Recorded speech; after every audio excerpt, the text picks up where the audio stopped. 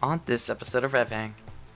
It's like having a little bit of heroin, and then you can't stop thinking about it for the rest of your life. Not that I know what heroin is like, but if I did, it'd probably be like that. I knew Ben in high school. I doubt he knows what heroin's like. Money. Money. Just barely edging being healthy. So many Talladega Nights references today. I like it.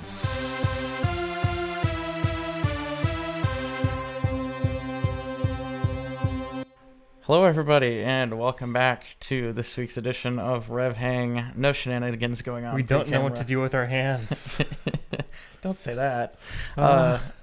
Anyway, I'm Nathan, as always, and alongside me, again, as always, is my good friend and co-host, Ben Bagley. How you doing, Ben? I don't know what to do with my hands. Yeah, me neither. Yeah, I put them in my pocket, and, there's, implications. Yeah. Or do you keep them above like this?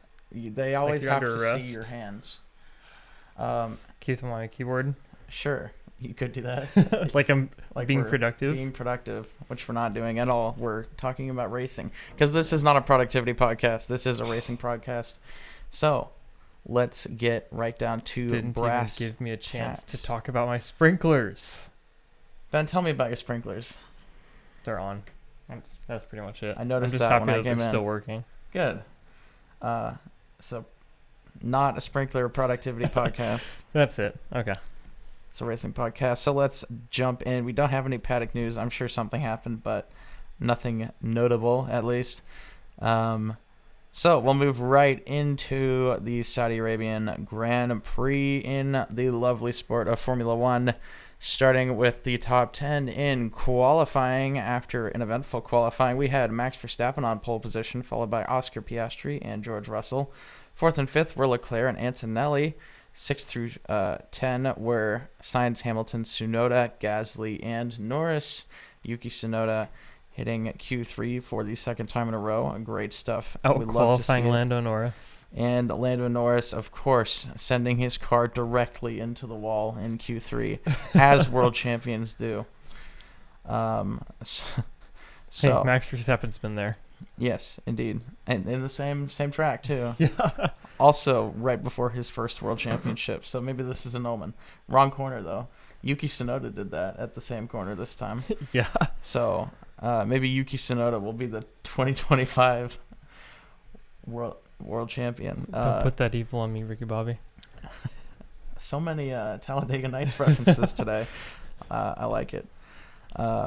All right, moving into the race, Piastri and Verstappen battled into turn one. It was a very eventful start of the race. Piastri shoved Verstappen wide. Of course, Piastri was to the apex first. I don't care what you say, Verstappen fans. Stay mad. Verstappen came off the brakes and cut the chicane. He would never have made that corner at all. Verstappen cut the chicane to stay in front. He argued that Piastri shoved him off, which kind of was true, but also like... You kind of have to give a little way. Come on, man. And so Verstappen got a 5-second penalty for the race. He had to serve during his pit stop. Later on in the same lap, Tsunoda and Gasly collided on around turn 4, I think, ending both of their races and bringing out the lone safety car of the race. Lando Norris, after the restart, cut through the field very quickly to get up to P4. Piastri passed Verstappen kind of on pit strategy, also just because Verstappen had that 5-second penalty. So Piastri was able to easily clear Verstappen in the pits. Albon and Sainz worked together to create a DRS train for the second half of the race, keeping the majority of the field behind them. So we really only had a battle for like the top, Top seven. Top 7 positions. Oscar Piastri maintained his lead. Managed the race very well. I think he had more pace in him than he was giving. He was just taking the car home, keeping Verstappen at bay. So it was Piastri followed by Verstappen and Leclerc in third. Had a very good race. Lando Norris came in fourth, of course, with a fantastic recovery drive. Then we had George Russell in fifth, and 6 through 10 we had Antonelli, Hamilton, Sainz, Albon, and Hadjar. Hadjar in the top 10. Scoring points for his team. It's what he needs to do. Ben is not 100%, it doesn't appear. I'm so close. We're so close. Just barely edging being healthy. moving on. So let's talk about this race, Ben. And Yeah, let's do that. More specifically, talk about how I think Oscar Piastri is probably currently the betting odds favorite to win the world championship. Yeah. How early did you decide that? Was it before this race or was it It was after this race. after this race? I thought Lando had a couple of hiccups, and I was like, he'll turn it around. It'll get better from here. And then this race happened. Well, Q3 happened, and I was like, all right, Oscar Piastri is so my over. boy. Yeah. It's maybe that's getting a little ahead of ourselves, which of course it is. We're just barely 20% of the way into the season. However, Oscar Piastri is so consistent and so level-headed, whereas Lando Norris is constantly degrading himself and making silly mistakes that appear to just be mental lapses. The old Charles Leclerc school of thought. For real. Surely this self-hatred will help me win the championship. I really think that Lando is not in the mindset to be able to do this. No. He does not deal know. with pressure very well. And this has been proven time and time again throughout his career. And it's unfortunate. He's had great moments, but when he's really under pressure, he cracks. And Piastri is as cool as a cucumber, as they say. No matter what's going on, he's just as excited if he wins as when he DNFs. He's been called the second coming of the Iceman. The second coming of the Iceman, Kimi Räikkönen himself. Even though we saw Fernando Alonso giving the bois, We got the boy. the bois on the radio this year. It was kind of confusing. I spaced out and then I heard that. I was like, He did it twice too. Dad? Dad? Yeah, I think Piastri, unless something goes seriously different for the rest of the season, obviously Lando is still in it, and Verstappen is as well. It seems like Red Bull is starting to turn the car around a little bit. They have a comprehensive plan, at least. They do have concepts of a plan, as they say. They're so close. They have, what is it, like a 3-step plan that they say is going to finish up by Imola and will make the car competitive again? Something like that, which is in 2 races. And I think unless it probably Unless switched it's this not, year. it's more. They switched a couple around this year, and it's like weird. But they are also saying that McLaren will start to struggle beginning in Spain due to the regulation changes for the flexi rear wings. I don't know how much truth there is to that. I'm sure McLaren can probably find somewhat of a workaround, and realistically, I don't think it gains them that much of an advantage, maybe a tenth a lap. I don't see that tiny little extra bend in the wing giving them crazy advantage. You never know. CFT is crazy, man. It's possible. I'm obviously not an aerodynamicist. I'm just a guy. I'm just a guy. We don't have enough money for the good CFD software. No. SolidWorks is like $1,000 a year for a single membership, a single license. Yeah. No. I'll pass on that. It really hurts. You go from college and you have like 30 free seats Yeah. of SolidWorks that you just throw on your personal computer and all the other computers you can get your hands on, and then you graduate and you're stuck out in the dust with, what can you afford nowadays? Fusion 360? I've never once done any 3D drafting, so I can't relate. I'm Feels sorry. bad, man. I know. But I do skimp on Photoshop and get GIMP, which is Ooh, there you go. just as good. Hey, they had a big update recently. Yes, they did. It's really good now, apparently. GIMP is actually super solid for everything I've ever needed it for. So Actually user-friendly now. yes. It was not user-friendly It's not before. like it felt kind of like using Linux, honestly, before. It's like It was like a whole different this language. feels like this should not work, but it I kind feel of like I does. should have a command window open. Yeah. Like doing it by hand. Yep. But anyway, so yeah, we talked about Piastri. Lando, if he wants to continue to fight the championship fight, really needs to start bringing in consistent wins, because Piastri will if he doesn't. And I really think this is going to be the battle of the season, is Piastri and Norris. I do think that Norris is just kind of in one of those like baseball type slumps where it's like it looks like it's it's bad, but it's also probably just averaging out. Yeah. No, it's fine. He just needs to have a pitcher of beer and like a sticky dive bar or something, and he'll be good to go. That's what always helped me. Yeah, at peak athlete, right there. A lot of carbs. Lots of carbs. You got to carb load before those races. But if he can bring it back and start winning races again, I think he'll be just fine, and I think we will get a battle between Piastri and Norris for the championship. Max Verstappen will probably hang in there for quite a while. George Russell is still in it. The man has been consistently top. I think this is his first race without a podium? Maybe he didn't last time, but I don't know. Russell's been, I think, top 4 every race at the very least. Yeah, it's been pretty quick. There's a meme going around of does nothing P3 for George Russell, where like you won't really pay attention to what he's doing, and then all of a sudden he'll just, podium, or he'll just like do nothing and he'll just place really well. Mr. Anonymous. I say top 4 every race. I see you got 5th this race, but regardless, consistency. Yeah. in the second fastest car, that's not too bad. I think we're safe in saying that Mercedes is consistently faster than Ferrari, and Red Bull's probably behind those. But Max Verstappen is doing Max Verstappen things, so yes.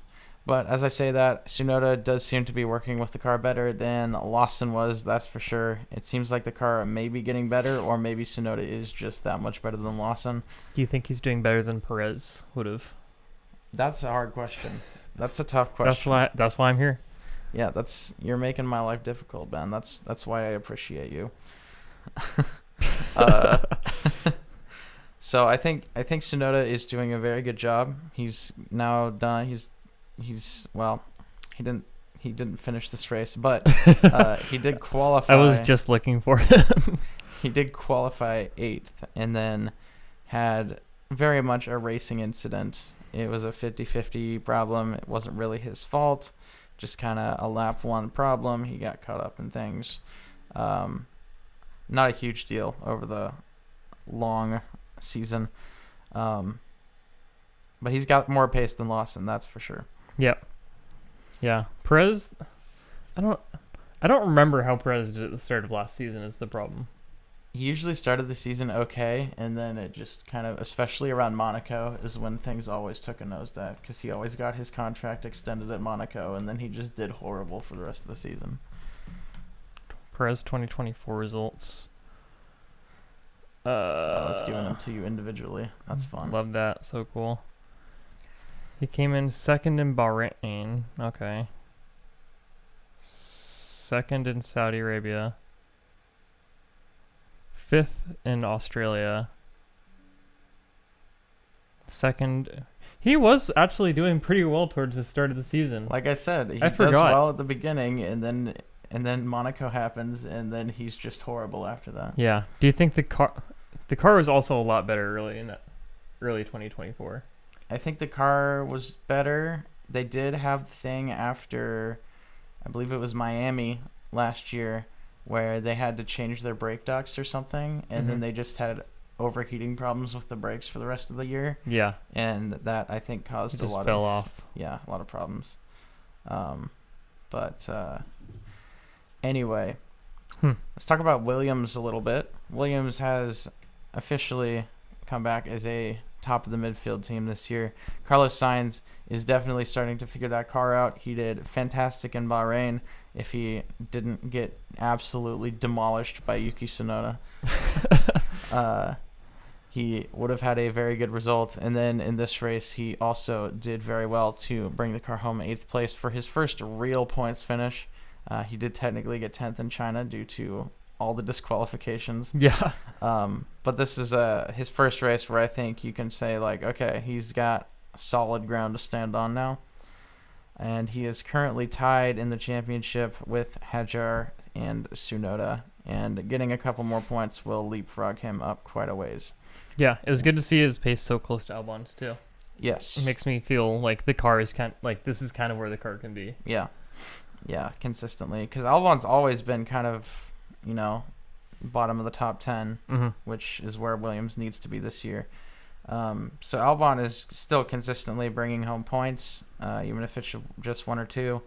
And if Sainz can get back on that and consistently do what he did this week, I think Williams will be in a very good spot by the end of the season, probably 5th-ish if I were to guess, which is where they are right now. Ooh. And then last thing, Liam Lawson, we'll just slander him really quick. He's been horrible even in the RB. The guy, I don't know what happened. He was okay. He was okay last season, and maybe I think this promotion to Red Bull just absolutely demolished any confidence that he had. And so now he just, for some reason, has forgotten how to drive. That does tend to happen. Gasly was an outlier, I think. Gasly and Albon was great when he was in a Williams. Relatively great. Yeah, I was going to say, like, Gasly, when he got dropped down to AlphaTauri or Toro Rosso, was it still Toro Rosso back then? It was AlphaTauri. No, he got dropped to Toro Rosso and then podiumed later that year in Brazil, and then it changed the next year to AlphaTauri. Right.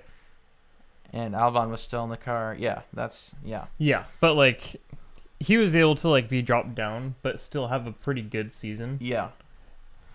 Which I feel like his demotion was more brutal than anybody else's so far. Yeah. Well, except for Lawson's. Lawson's was kind of insane, but also now he's just reeling, and yeah.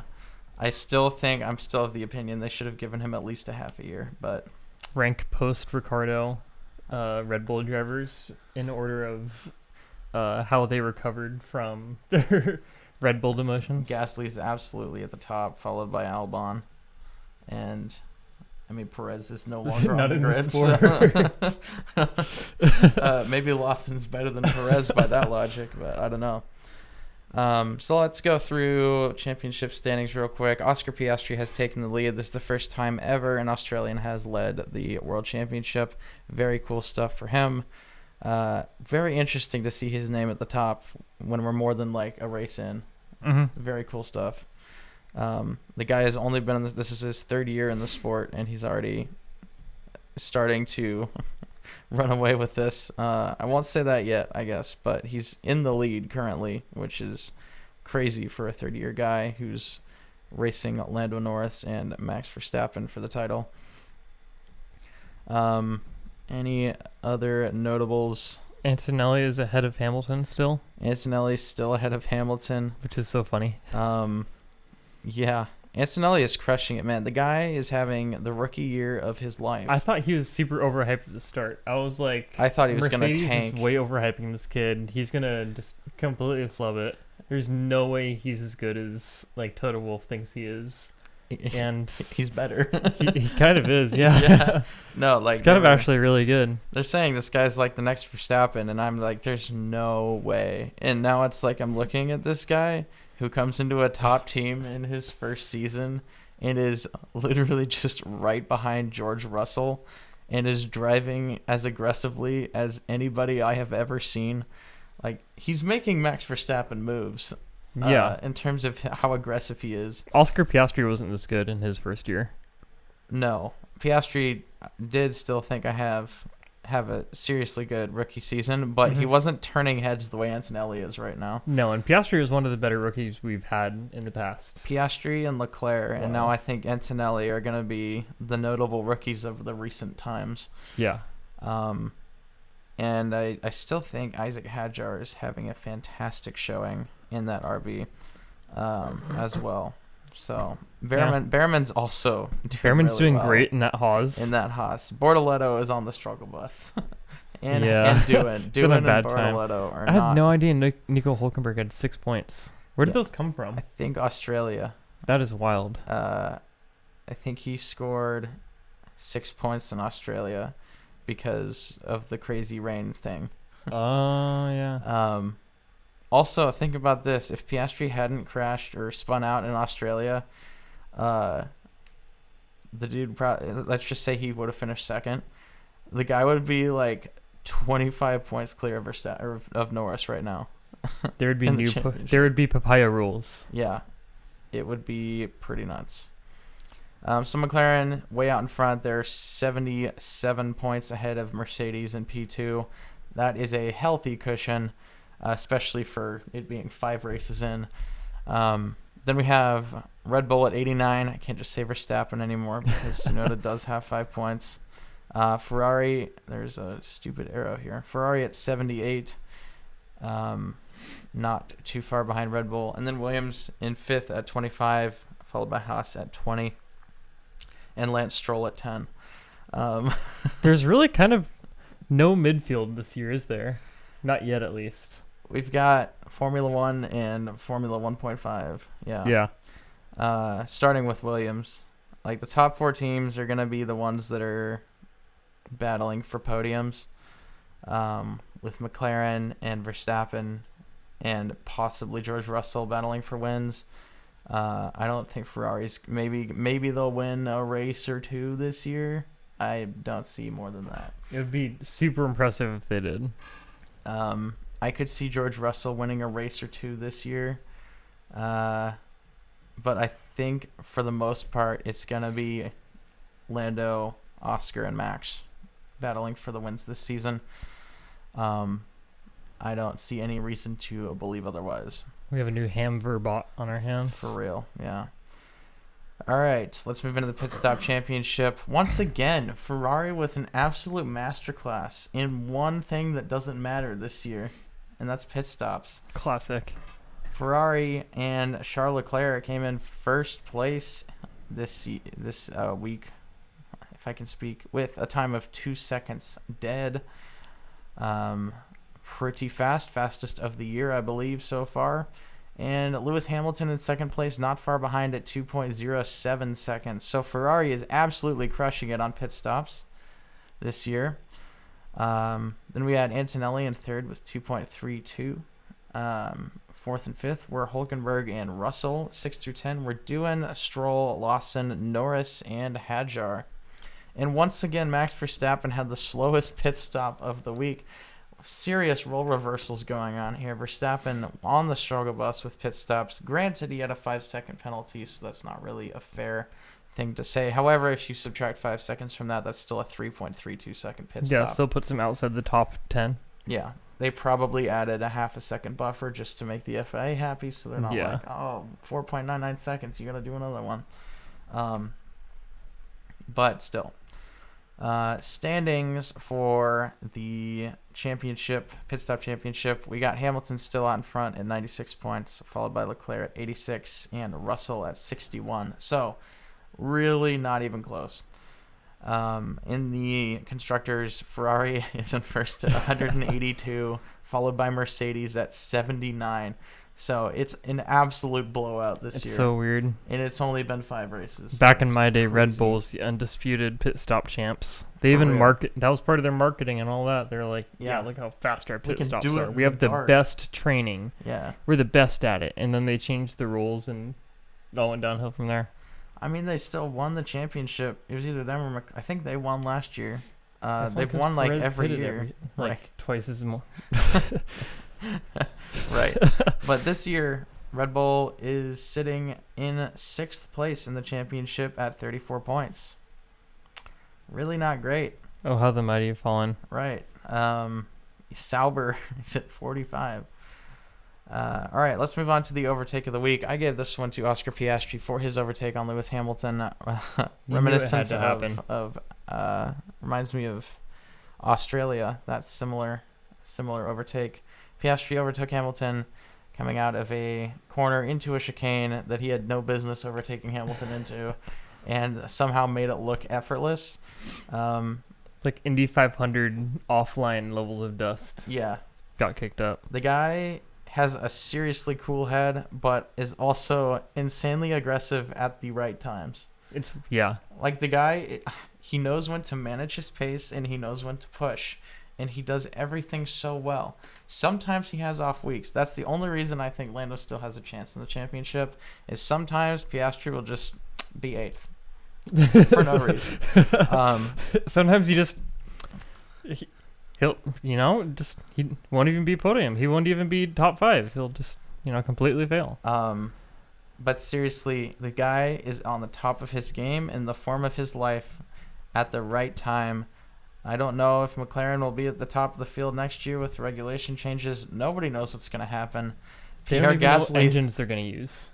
We don't even know what's going on because they keep saying we have to change something because at the moment the F2 cars are going to be faster than the F1 cars. Which, to be honest, Engineering Explained did a video on this like a year ago, saying that the new cars are going to be slower than the current cars. Yeah.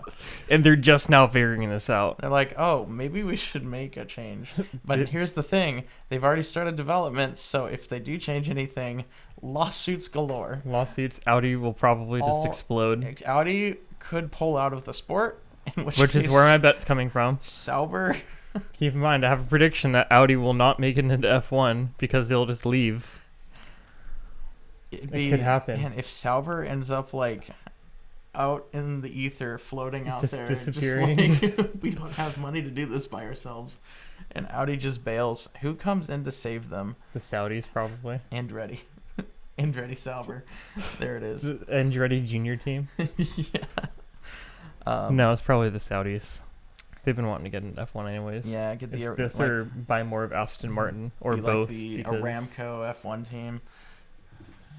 Get that green off of the. No, Aston Martin would still be green, but they would be. What color would they be? Probably also green. Yeah.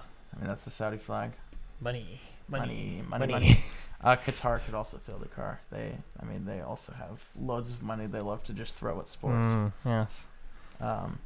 Anyway, before we start talking about other it's Emirates, not good. Anyways, all the Piastri at countries with human rights violations memes this week. Max Verstappen getting a little cross with MBS after the race. Yeah, he's like, we're not allowed to say what we think, so I'm just not gonna say anything. When he's putting on his hat, you couldn't hear any of the voices that he was like. You couldn't hear anything he was saying, but you could hear him like just kind of like doing this to MBS, and you're like, man. I don't understand why he was so upset at that penalty. The man knew what he was doing. It was a 50-50 gamble. Either it worked or it didn't. He knew what was going to happen, possibly. And so I don't understand why he was so upset. I get the call didn't go the way he wanted it to, but he still came home second after serving a 5-second penalty, only 2.3 seconds off the lead. The guy had a good race. Don't at me. I just think it's funny that like it gives an opportunity for him to be mad at the FIA more. He's always going to be mad at the FIA. That's his and it's thing. Funny every time. It is always funny, yes. So, with all that being said, overtake the week, Piastri on Lewis Hamilton on lap 21. Let's move into our predictions for the week. Saudi Arabian Grand Prix. Ben, before we give me your top five, we'll go through the top five for everybody else. It was Piastri followed by Verstappen, Leclerc, Norris, and Russell. What did you say, Ben? I had Norris, Piastri, Russell, Antonelli, and Verstappen with Gasly as my dark horse. I definitely thought Norris was going to recover. I thought he was going to have one sad boy weekend and then be done with it, and I was wrong. Yep. I said Piastri, Norris, Antonelli, Verstappen, Leclerc, and Sainz as my dark horse. Sainz did have a great race. I thought Piastri was going to win, and that's the only thing we got right this week. Spoiler alert. So I guess I'll take that. Lando did not come home P2. I thought it was going to be a closer fight for the win. Maybe papaya rules, but that was not needed. Lando decided to get any drama out of the way before the race. I'll just be bad. Antonelli also had a decent race. Not quite podium worthy as I predicted. Oh well. But that's okay.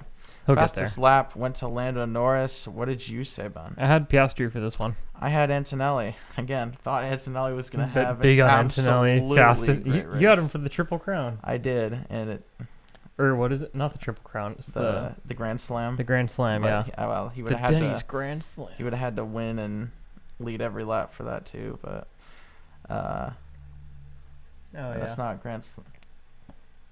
Anyway, driver of the day. Did you say yours for fastest lap? You said Piastri. Yes. Yeah, Piastri. Driver of the day went to Max Verstappen. What did I had Norris for this. And in my defense, I think Norris actually probably would have been a pretty good option. Yeah.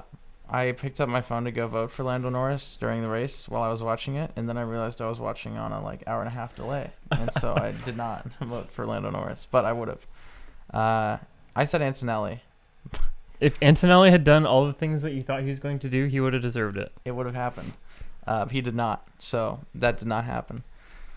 This week, well, 2 weeks from now, we have the Miami Grand Prix the same weekend as the Alabama Grand Prix. So we got two. Ooh, we already did Barber single-seaters. predictions. I don't even remember that. We did. I don't either, but I know that it happened. I So know Pelot's on it. I know I put Blow on the podium. That's for sure. I take my free bingo space. Top 5 for everybody's favorite street circuit, Miami. What do you got, Ben? At least it's visually okay. At least it's visually I interesting. started a rant. It's at least fun colors, you know. Mm-hmm. It's kind of silly. It's like watching It's like if the Barbie movie was a race.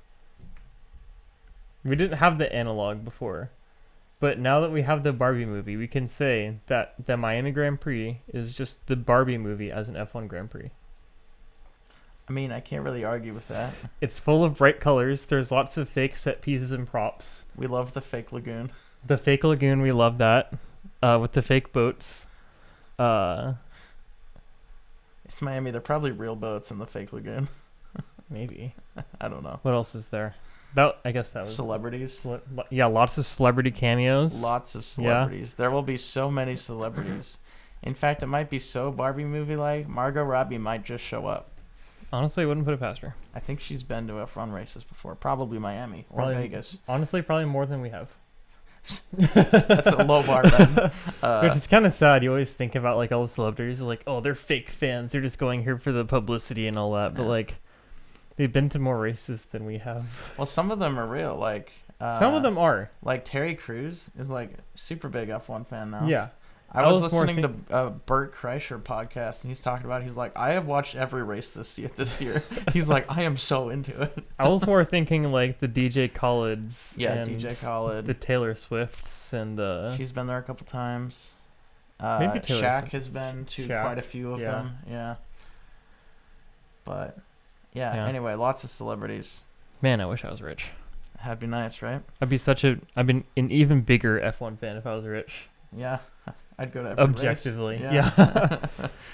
All right, top 5, Ben, for Miami. What do you got? I've got Piastri, Russell, Norris, Verstappen, and Antonelli with Sainz as my dark horse. I have Norris, Piastri, Verstappen, Russell, Leclerc, and Hadjar as my dark horse. I think Hadjar will have a decent race. A little Antonelli Leclerc swap too. Sure, yeah. I don't think Hadjar is going to be top 5, candidly, but I don't think Sainz is either. I don't think it's fair quite yet to put Hamilton as a dark horse. So, especially since we don't even know if he's going to come in top 5. Yeah, Why would exactly. We? Yeah. All right, fastest lap. What do you got, Ben? I've got Lando Norris for this one. I have Oscar Piastri, driver of the day. Would you say? And I've got George Russell because if he comes in second, that would be pretty cool. And I have Isaac Hadjar. Yep. If he comes in 5th, he's getting it. If the man scores more than 1 point, I don't know. That's probably not true. All right, Ben, you've got questionable words of wisdom this week. Why don't you hit us with it? I really want a race car. These are not words of wisdom. The words of wisdom are paused. I've gone down a rabbit hole. I found an Xterra on Craigslist last night, and it spiraled from there because it was gone this morning. It was really nice. It was a 6-speed manual. And it got me thinking about project cars. And I was like, man, I want a project car more still. And then I saw a Formula 500 car for sale on Craigslist in Salem. I think it was in Salem. And that got me thinking. And an even further rabbit hole of F600, Formula 600 racing. And I really want one. And I really want it. I want to be a race car driver so bad. Ben, you have my full support. Thank you. I really want an F600 car. I want to get my SCCA comp license. I want to retire, and I want to just travel across the U.S. going to fun racing events and hill climbs for the rest of my life. If you can figure out how to retire at, you're like 26, I think? 25. 25? We're the same age now. If you can figure out how to retire at 25, please let me know how to do it. Yeah, I'll let you know. Okay, thank you. Yes, being a race car driver would be awesome. It is also on my bucket list. I have more dirt track aspirations than Ben, but also like it's probably because of where we live and that there's not a ton of events near us on the West Coast. If we're not in California, which we're not. I mean, there's some autocross and hill climbs in Willamette Valley, but aside from that, like, I mean, doing autocross in the Valley River Center parking lot is not super glamorous. hey, listen, they do autocross at the Willamette Pass parking lot too sometimes. We love parking lots here. We love parking lots, and there are actually some cool hill climbs. There's a hill climb in Oak Ridge that's apparently actually pretty skookum. I have heard of that one, yes. And that would be so much fun. The problem is I got enough of just like a little taste of racing in college and driving fast cars with full racing slicks that like it's like having a little bit of heroin and then you can't stop thinking about it for the rest of your life. Words of wisdom, Ben. Not that I know what heroin is like, but if I did, it'd probably be like that. I knew Ben in high school. I doubt he knows what heroin's like. Yeah, that would be very fun to be a race car driver. In the years to come, I see myself in the Midwest where there are more things to do race car wise. So yeah, maybe in my future. Or Michigan area. Michigan area would be. If we lived in like Jackson, Michigan, I mean, you're in the middle of it. Yeah. I mean, we're looking in, I mean, this is getting really into the personal life now, but Indiana and like central southern Michigan are definitely up there on the list. Dude, honestly, for very many reasons other than racing. If we're being somewhat responsible. I kind of vibe with central Michigan. It's kind of sick there. I kind of love it. It's like here, but with more trees and more snow. More snow. You get the lake effect. Yeah. Yeah. When we went to Jackson in 2022 for racing, I actually kind of fell in love with that area. There's like small towns kind of dotted around just in the middle of the woods. There's a lot more people, but like it's pretty cool. All right, so next year Ben and I are moving to Michigan. I don't know about that. Kidding. I like having a desert nearby too, though. That's the problem. Have you been to Indiana? It's desert with grass. Yeah, but then I don't have mountains. The mountains are also very good, yes. I'm going to miss the mountains when I leave Oregon, I will say that. And the coast. And the coast. And the rainforest. Pennsylvania is also on our list, which has all those things. So Pennsylvania has a rainforest? It does not have rainforest, but it has mountains and coast. Oregon has a coast, a coastal mountain range, a vibrant farming valley area. It has extremely vibrant. Several coastal river areas, massive inland rivers, way more lakes than most other states. It's got an incredible desert, a great like backbone of Cascades Mountains, and you have rainforests in addition to like arid badlands and meadowland and like the cool alkali lakes and stuff like that down south. I do think like Oregon, Washington, and California are probably the most geographically diverse states in the country. I don't think it's even close. Yeah. So, yeah, I think Oregon even more so than California. It's beautiful here, and I will miss the scenery for sure. There's other things I will not miss, but the racing is much better in Michigan. The racing. That's why we're here. It's a racing podcast, not a geography podcast. So, with all of that, you got one more thing to add? Racetrack geoguesser maps. We could do that. Like a racing thing geoguesser? I mean, that's the thing. People do that. That'd be kind of fun to do. We could do that. We could do that. We could do. We could farm those views. I'm surprised we're not doing it right now. I have a GeoGuessr subscription that I accidentally auto-renewed for my yearly like 3 days ago. So oh, good. I am all set. My GeoGuessr prescription is mooching off other people's GeoGuessr subscriptions. So do they not like IP lock? No, that's not a thing GeoGuessr would do. No, I just get myself invited to other people's parties. Oh, there you go. Yeah, that's fine.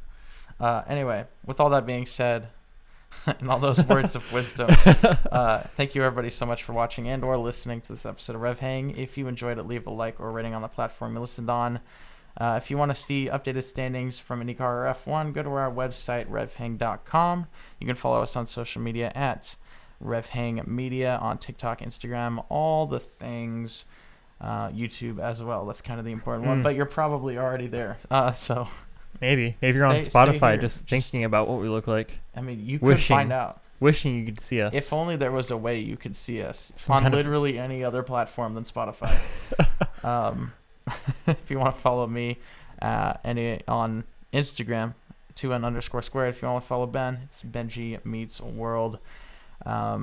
We'll be back in just a couple of short weeks to talk about the Formula One Miami Grand Prix and the IndyCar race at Barber Motorsports Park in Alabama. Birmingham, I think. It's in Alabama. Somewhere in Alabama, not Talladega.